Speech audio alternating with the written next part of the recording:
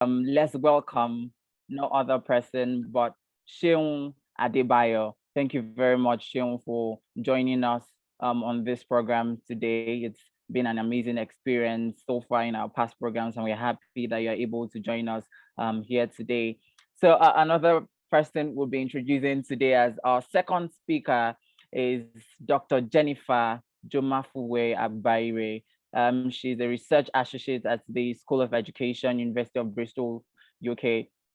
She's a research consultant with the International Development Research Center, IDRC, in Canada, and the Executive Secretary of the British Association for International and Comparative Education. She is also a researcher and project manager at IBALI, an AHRC funded academic network.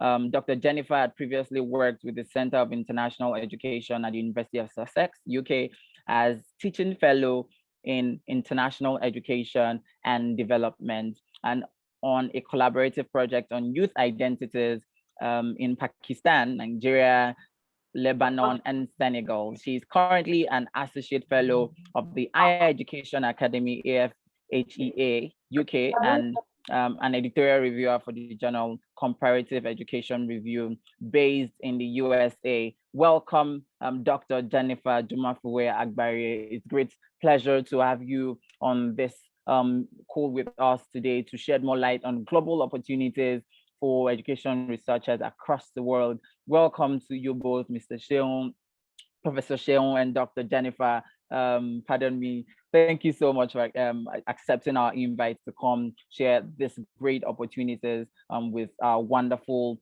participants here today. Right now, I'd love to let you know what our organization does, Advantage.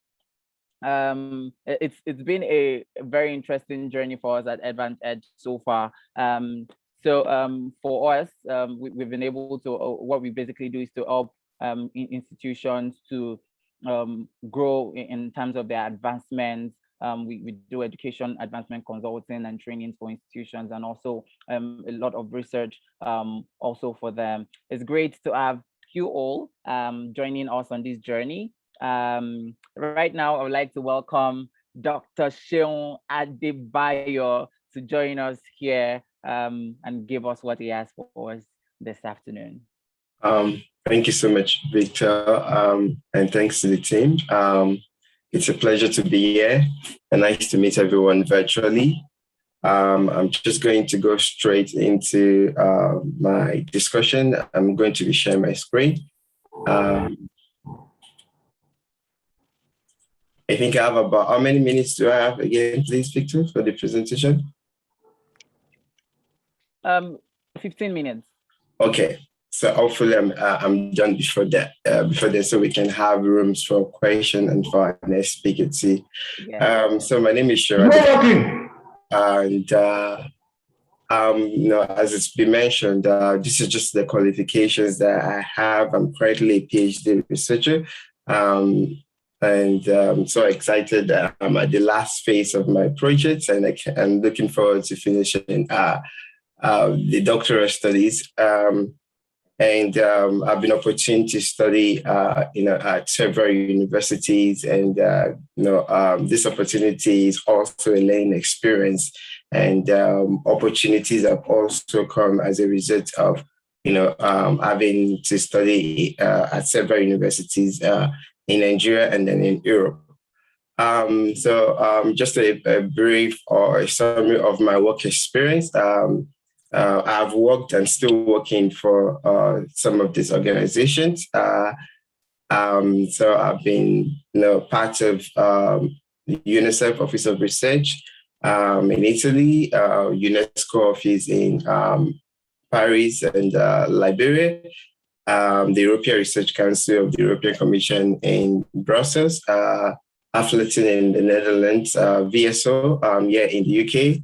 And the GP is my first work experience after National Youth Service in Bayelsa State. I was a political correspondent in a local media organization in Bayelsa State, and then I co-founded Real 360, which is quite similar to what Event does as an organization. Okay, I'm just going to go into the discussion proper. So maximizing global opportunities in education as Africans. I strongly believe that where there are challenges, it's a reflection of the opportunities that abound. So the bigger the challenge, the bigger the opportunity. And we are quite very familiar with the educational challenges in Africa and how, in all educational indicators, Africa, countries in Africa seem to be doing poorly in some of those indicators compared to other regions of the world. So this is why this is unfortunate, but this also presents an opportunity for us Africans to be involved and have an opportunity to be working in educational research in Africa for the last 4 years, and I can say that there is more to be done. And I hope that through what I'm about to share with you all, you can get one or two ideas and run with it even after this meeting.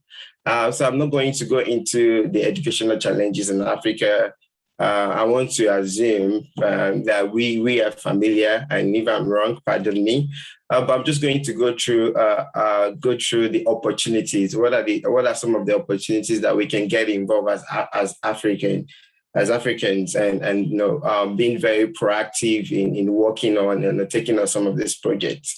So the first one I have on the slide is bring learners back to schools. We are aware of COVID-19 pandemic that, in a way, amplified the inequalities that exist within education systems globally. Schools were closed with, millions of learners. I think UNESCO said about 600 million learners globally were denied access to education because of COVID-19 and school closures. So now that schools are beginning to reopen, we need to think about initiatives, ideas, programs to ensure that not just learners that used to be in school, even out of school children. And there are millions of out of school children in Nigeria, where I'm from, and in other African countries that we need to get back to school. We also there are opportunities in developing, programs for remedial learning at different levels of education, more or less like, catch-up programs for students that are lacking behind because of one reason or the other. So we need to start thinking about, programs that we can introduce. Also, in line with the second point, there's also a need for more education demand initiatives like, education technology, free education. Digital learning is now trending globally, not just, something that is needed for developing countries, even in developed countries. The transition from, face-to-face learning to online learning was quite drastic. So I think, there are opportunities to come up with innovative solutions that can meet the education demand of this time that we have. Also, the need to upskill and reskill programs to support, youth and even school to work transitions. The labor world is changing. The demand for skills, and I can share with you all from my own personal experience. And no one really cares about the certificate you have. It's what skills are you able to offer. So there's a need to introduce the opportunities to develop, upskilling and reskilling programs that can help youth to secure meaningful employment. There's also a need to begin to work on educational equity for all, advocacy and programs to support girls and marginalized children education. I'm currently supporting VSO at the moment in having a girls education framework, global framework strategy to ensure that girls are in school, and from the VEX review or researching what is out there. There is a lot that needs to be done in this area, particularly in Sub-Saharan Africa. Then the last one is SDG4, which kind of covers the first 5 points. SDG4, sustainable development goal 4. Personally, I'm a strong advocate of SDG4, and I try to link my research, my work to SDG4. The Sustainable Development Goals were passed by UN member states in 2015, and as a holistic way of ensuring sustainable development across the different sectors of society.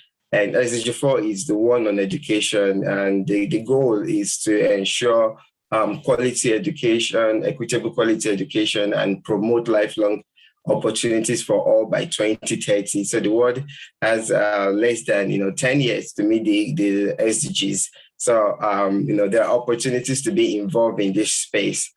So how can I maximize global opportunities in education as an African? This is a question I get asked a lot. So how do I get into this space? How can I be involved? Basically people being interested in the organizations I've worked with or part of, and I'm going to be sharing some tips and I hope that you find the tips helpful. And I will start by saying that you need to get some relevant skills. I cannot overemphasize this. I said earlier that, my own personal belief or opinion is no one really cares if you have a master's degree, a PhD degree, or a bachelor's, if you don't, and without skills.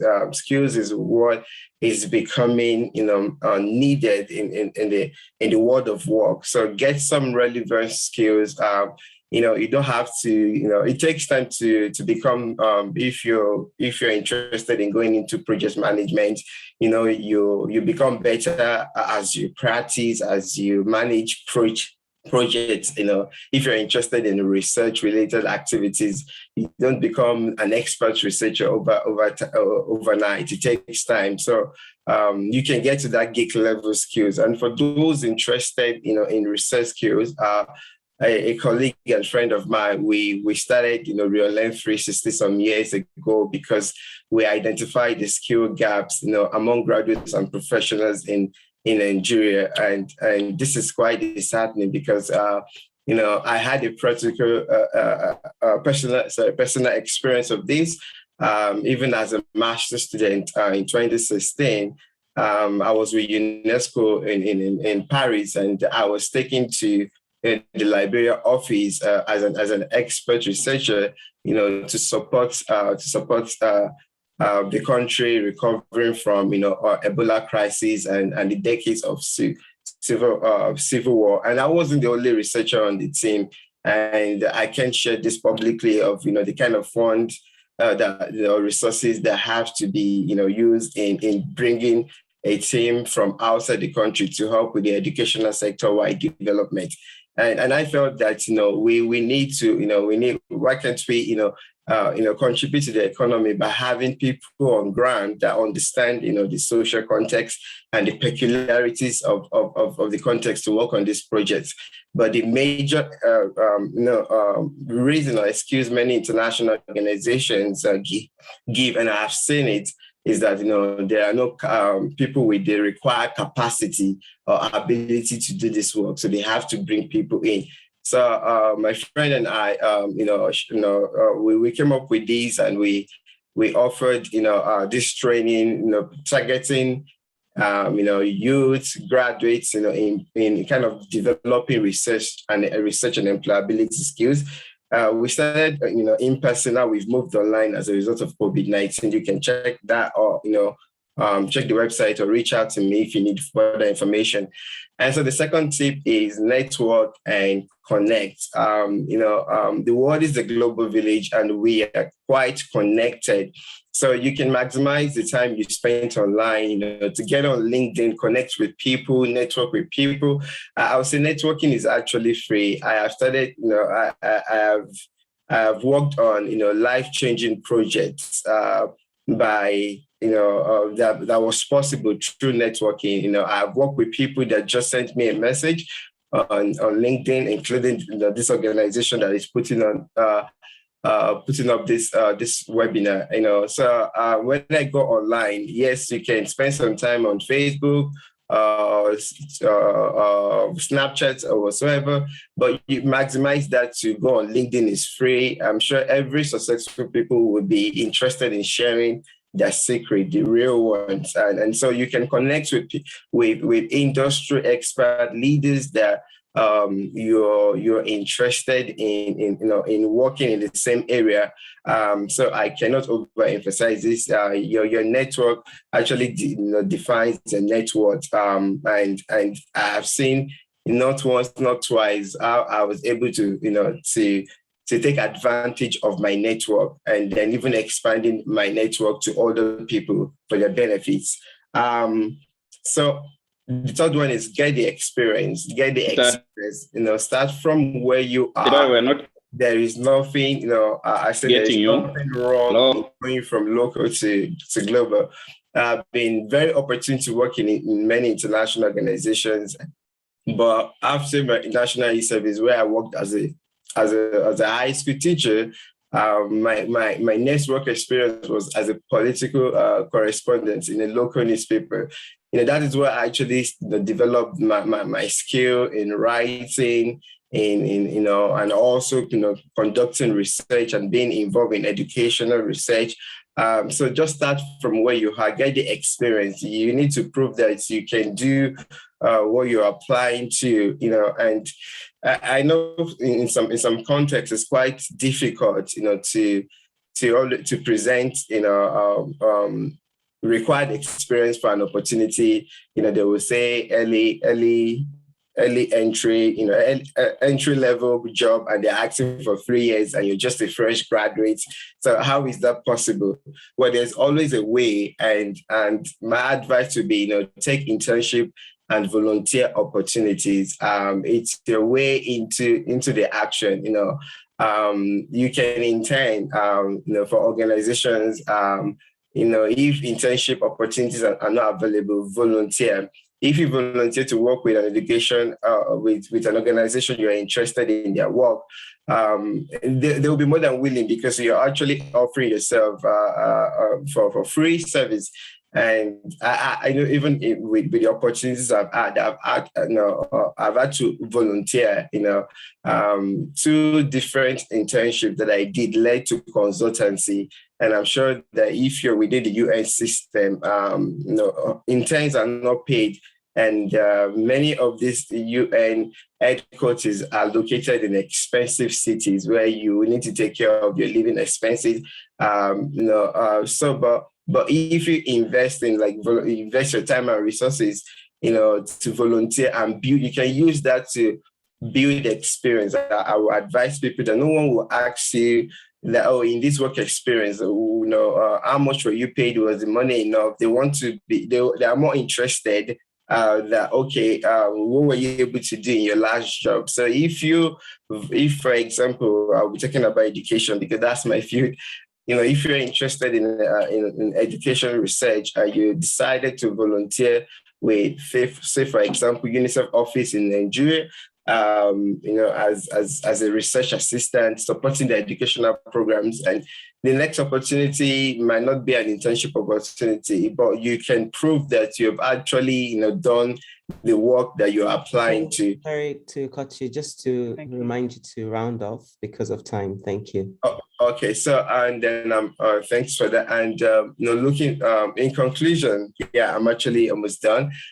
Keep looking out for opportunities. Opportunities are there. It might take a while, but just keep an eye out there. And some websites for international research opportunities, jobs, and scholarships. You can take a snapshot of some of these websites and check it at your own time. I also listed some international organizations that engage researchers in Africa. You can also follow up on their websites and take advantage of any opportunity listed on their website. Thank you, and questions are welcome. Thank you very much, Mr. Seun Adibayo. I would quickly, we'll take questions together with Dr. Jennifer's session. So I will just quickly move on to Dr. Jennifer so we could have questions for you both. If that's fine, let's welcome Dr. Jennifer to the stage to give us what she has. Thank you very much. Thank you very much, Victor. Thanks, everyone. Hi, I'm Jennifer, as I have already been introduced. I wouldn't go into talking a lot about my experience or what I have done before, because I have to hop off to another meeting that I'm chairing at 2 o'clock. So I'll rather just crack on with sharing my screen and just talk a little bit about really what Seun has already said, but just top that up a bit with some of my, what I consider some key areas that should be looked into. Am I able to share screen? Yes, oh, yes, please. We've made you co-host, yes. Right, okay. Yes, please, you can share it. Yeah, I'll do that presently.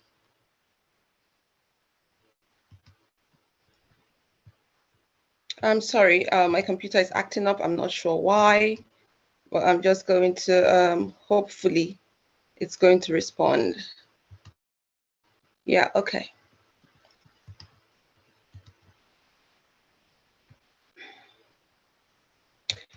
So I am going to really be talking very quickly about what I have titled Expanding Your Horizon as an Education Researcher in Africa, Global Pathways.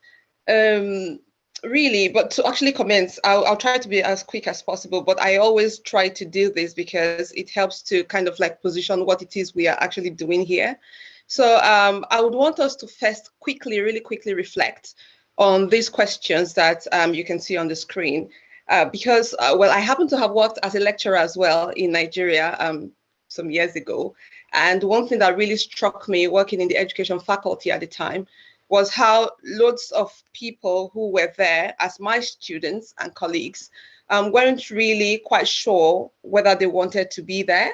And to be honest, if you do not have fair enough answers to the questions on the screen, the opportunities that are available would be very much out of your reach, because they're very quite competitive if you want to go into the global scene. But even though they are competitive, you also need an amount of passion to scale through. It's not an examination, for example, where you just, cram, like Seun was saying. It takes some time to get the experience and everything. So it's not something you can just cram, and just somehow you just get there. You have to write applications, you have to do a lot of other things. And for that purpose, it's easy to see through you if you are a fake, for example. You know what I mean? So I know that some of us have landed as, have become education researchers or are aspiring to be, without it being what we really wanted to do initially. But now we have found ourselves here. So we have to really think about what type of education researcher we are, what our education research focuses on, what journey we want to pave, or we aspire to pave, or we are already paving, and then why do we think that we want to feature in the global scene? What is it we want to do with international access opportunities? No matter what the goals are, it's legitimate. Whatever your reasons are, they're all really legitimate, but you need to be able to really be clear about that for you to even know the direction you are moving to in terms of the opportunities that will fit you on the global scene. So clarity about these questions are quite needed. I feel like there are really 3 key pathways that might be helpful in thinking about when you're thinking about global opportunities for education researchers in the global South and, of course, in Africa. I will just touch on them really briefly. They're by no means exhaustive, but I feel like there are things that might really count when you're thinking about, featuring yourself and your research or expanding, your growth as an education researcher wherever you are. First of all, of course, is funding. Without the funds, most of our research ideas, aspirations about what we want to be as education researchers would not germinate at all. And then I think Seun touched on this about networking and connecting. So partnerships and collaborations are really important. I say this because I think in Africa, especially, we are used to the sense of community in the things that we do. But when it comes to work, there is usually this mentality of do it yourself.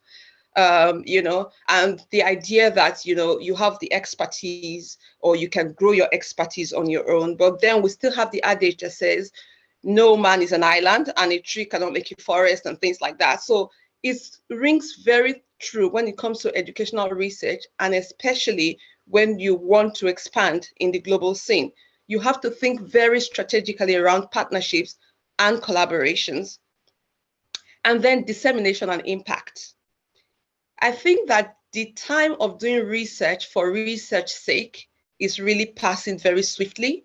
So from the very onset, where you're thinking about your goals as a researcher, that thing that you want to achieve, you are also expected to be building in your idea for output, how you expect your research to create some kind of problem solving, or how you expect it to build into another kind of research. These are things that people want to see, because the whole music of education research these days is sustainable development. So what is the sustainability of what you're doing if it's just going to be boxed into a corner as the end of that first project?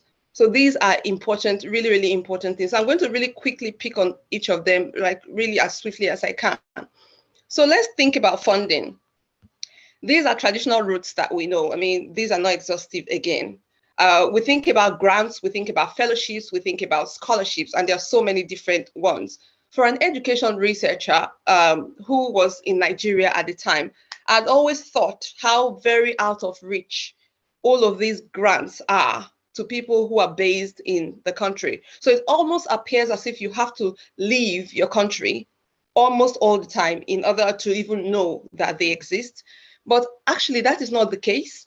And even if you would have to leave eventually, you need to know the access points within your country, within your base, to be able to access these grants, these fellowships, and these scholarships. They are everywhere. Every developed country's government has an international development department. And those departments are responsible for offering international aids.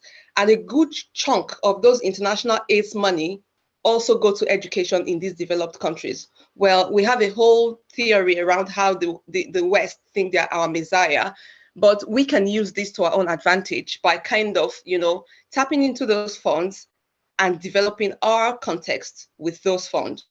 We are having the voice as education researchers and taking control in that respect. There are other politics around that, but let's just focus on where these funds are. So we know also that there are funds in universities abroad. Not just abroad here does not mean just, the UK, the US, Canada, Sweden, Germany, even in South Africa, in Ghana, in other countries within the African continent, universities usually have funding for international research work. And that is where collaborations with those kind of people begin to be really useful.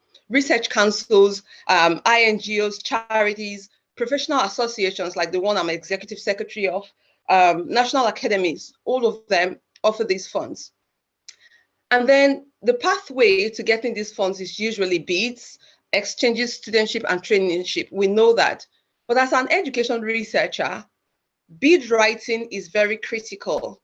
And developing the skills. In fact, I was thinking just when I was preparing this slide that another thing that Evans Edge would probably would help is to kind of have a separate session on bid writing for bids, like writing for grants, to get grants from this government, because all of these charities and these places, they do have funding for international education researchers. There are calls every single year, sometimes 3 or 4 times a year, for these kind of funding to be doled out. And they want to take stock to say, yes, we're able to award these kind of fundings for this kind of people at this time. But the expertise to get those kind of funding becomes really difficult amongst, us African researchers in Africa. because we are not really built to develop those skills. We are usually built to reproduce whatever, whatever substance we have been given. But innovation in bid writing is so key. And tips for writing successful bids to get these grants are important. They are very competitive, but they're very gettable, if there is a word like that. So it's about knowing how. Exchanges, Chevening is there, Erasmus Plus is there for students. We have Commonwealth, we have all of these things, we know them.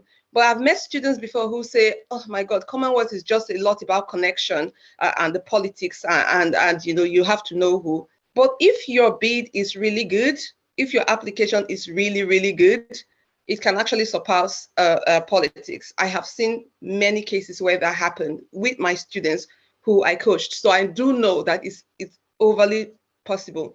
Exchanges with other universities, also very, very possible.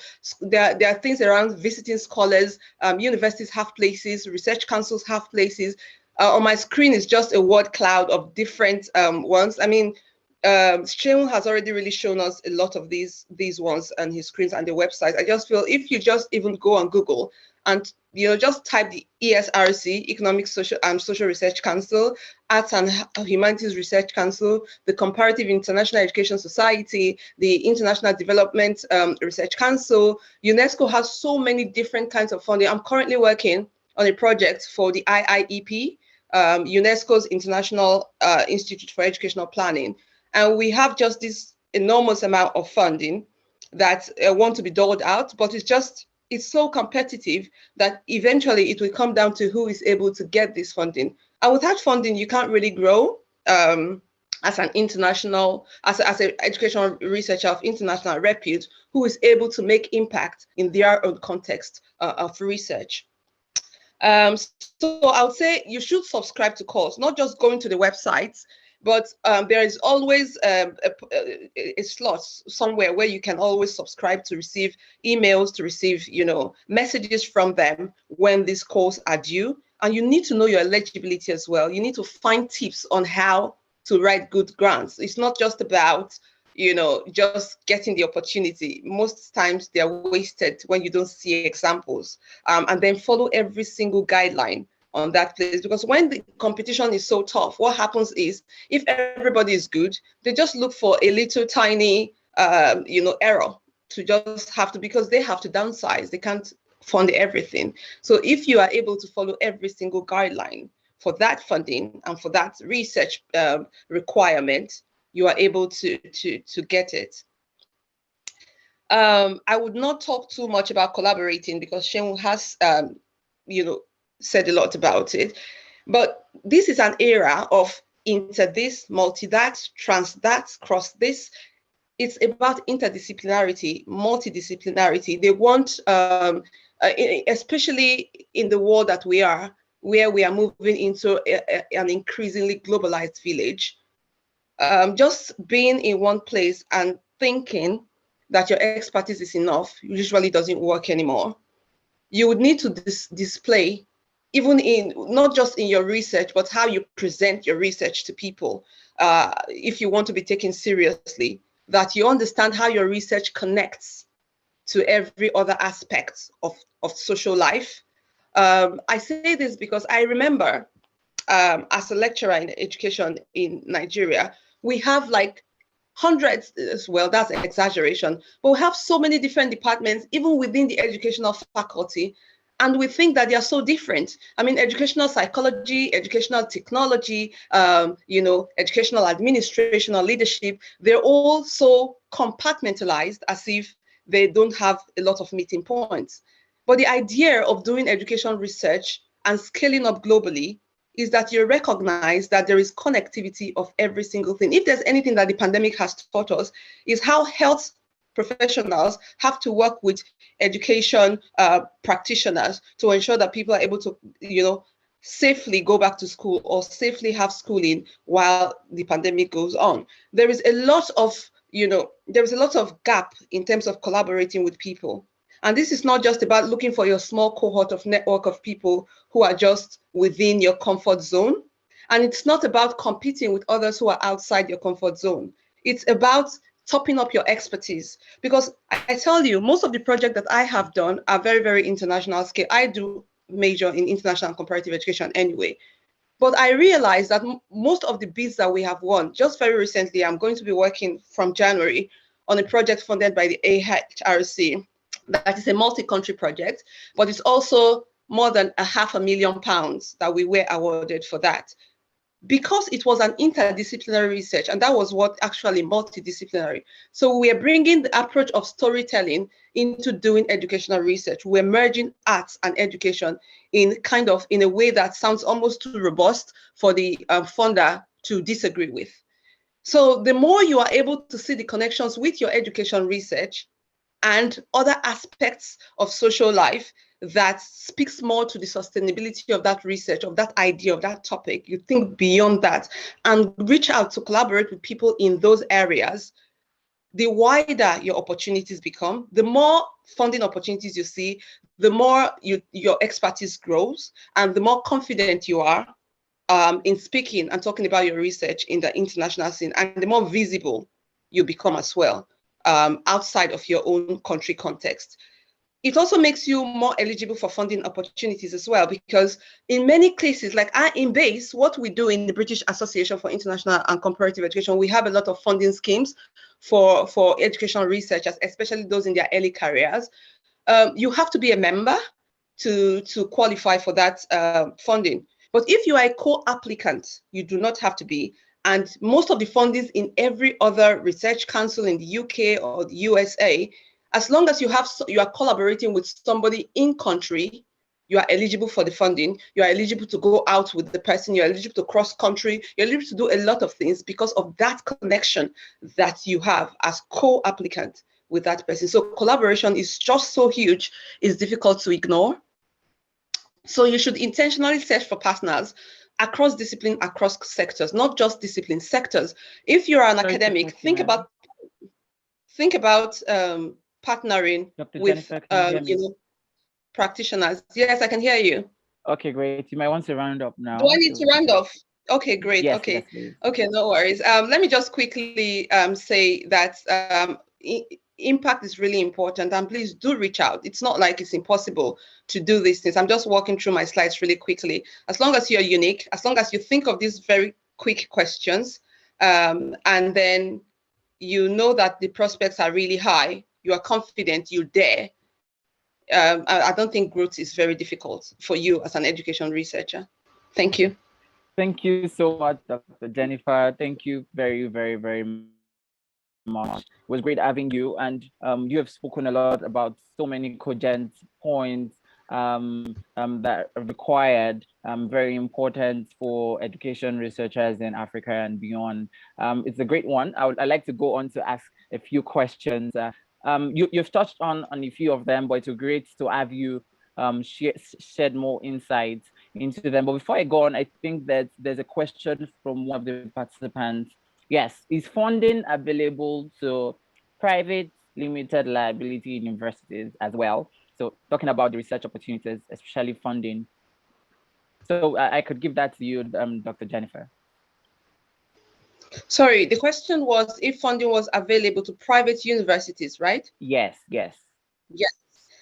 Actually, yes. A private university is how would I say, is an entity. It's regarded as an organization on its own, and they are usually funding. If you have, what you need to do as an organization is to have a really strong bidding proposal. If you are bidding for a project and you say you are an education research, a private university, it doesn't matter that you are a private university. It's indeed, if you can really bid for that project, I'm sure that what you should do in that situation that would work better is not to apply for the funding as a private university. Yeah. It's to use your staff who are experts in the education research field, to bid for that project. There are many NGOs who do that. There are many fee making, because even as a private university, you have a mandate, which is to provide higher education, learning to people. So while some organizations would have a caveat that a private company cannot apply, nothing stops education researchers working for that private company to apply on behalf of that company. Well, that's a great one, great insights to that question. I hope that has been clearly responded to, referring to the person that asked the question. Now we have someone else, Engineer Anke, wants to ask a question. You can go on now. Yeah, thank you very much for your interesting presentations. Grant writing is not an easy work. Sometimes it takes even 2 years to win a grant, and the donor is making front-back negotiations. It's also very important that there is the right mix of people. If I see, I'm also a proposal evaluator for the European Union. So if I see teams are only made up of males or only of females, when it is not required as a team, and I see that there is so many senior people and only 1 or 2 junior people.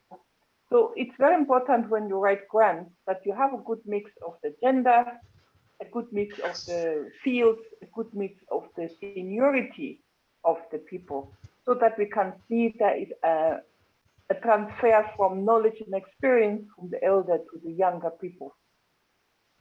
And that is a pledge to all institutions. When you are the leaders of the institution and you find the team is writing and winning a grant, do not change the team afterward, which is a common practice in some universities when the boss comes in and then kicks you out of the grant team because they want X and Y in it. And that has happened after the grant winning, because grant writing is not an interesting activity. There's no pay, there's nothing. You have to do so much for nothing.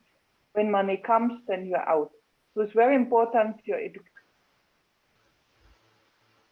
education leaders that start your team only for grant writing, but not for grant winning and working.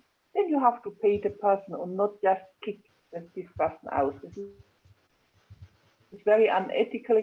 And these people, these granted people, can even go up to the donor and claim for intellectual property and their time because they were betrayed. So I pledge for that. It's a comment, it's not a question, so I don't need a response. Thank you. Thank you very much, Engineer Anke. Thank you for that contribution. So I have one question, of course, from the numerous points that you've given. Of course, there's a need for clarity in some certain aspect. Talking about individual researchers, can you please speak about how PhD or master's researchers can manage or combine local and international opportunities in education research? Knowing that from the points you've given, what are the possibilities of merging and managing these local and international opportunities? Thanks very much. Should I take that, or does Sean want to take that? Sean, do you want to take that? I can go ahead. Okay, Dr. Jennifer, just go ahead. Okay, so it's usually very practical. I had always thought when I was starting off that I didn't want to grapple with the West. I mean, I enjoy doing research in the West, but my expertise is in the African context, even though I'm expanding beyond that to just the global South. And you don't have to let that go, simply because you want to access global opportunities. You can definitely merge. And I say this to PhD students all the time. While you are doing your PhD or your master's, it's not about getting the grades. I think Sean has said that out. The grades are important. I mean, you have to focus and get good grades, but you have to also tap into doing anything beyond that would make you visible. So for example, scout for opportunities that include your expertise as a knowledge person in your context. Country-led action is really being valued these days. And like Anke said, diversity of a team, you might be that person who they need in that team. You might be that African person with the knowledge of the African context. Look for those kind of opportunities. So while I was at Sussex, for example, I realized that they were trying to do, so the University of Sussex School of Education got this partnership with NUC in Nigeria, and they wanted to go ahead to do some kind of professional development training to to higher education leaders. And I hopped on. I went there to sell myself. I said, listen, I have been a lecturer in Nigeria. I have been doing research about higher education in Nigeria. I know about inclusive education and all of these other things you're talking about. I can advise you on practical tips to make your program, context specific. And so I joined the train, flew to Nigeria with them to deliver the project. And then you can imagine what further partnerships and consultancies I began to get about Nigeria, funded by the UK universities, just through that.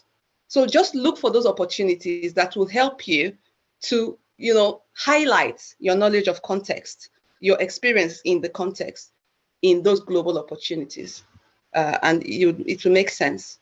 Thank you very much, Dr. Jennifer. That's wonderful insights to that. Now for Dr. Seun, I think there's, from your slides, there was an area you mentioned some opportunities and organizations. I think Dr. Jennifer, you did that. So I'd like you to share more light on that. Where exactly do we, as researchers, where do we look out for opportunities in education research, just to hit the nail on the head? Where exactly do we check? Because it's very important that we get the facts right, and we go back to explore these different opportunities and look at how we fit into any of these opportunities. Dr. Seun. Thanks, Victor. And I think Dr. Jennifer already, she mentioned something about passion, not just doing research for researching's purpose sake, but being passionate about what you do. And the question about, as a master or PhD student, how do you combine, your studies and other opportunities? And Dr. Jennifer gave her own example. Like, I'm actually working in that, like I'm doing that at the moment as a PhD. And I did the same, during my master's, I ended up working for 3 international organizations as a master's student. And what the advice, I do give to master students and PhD students, if it is possible, try to, align your thesis with current projects run by international organizations you are interested in.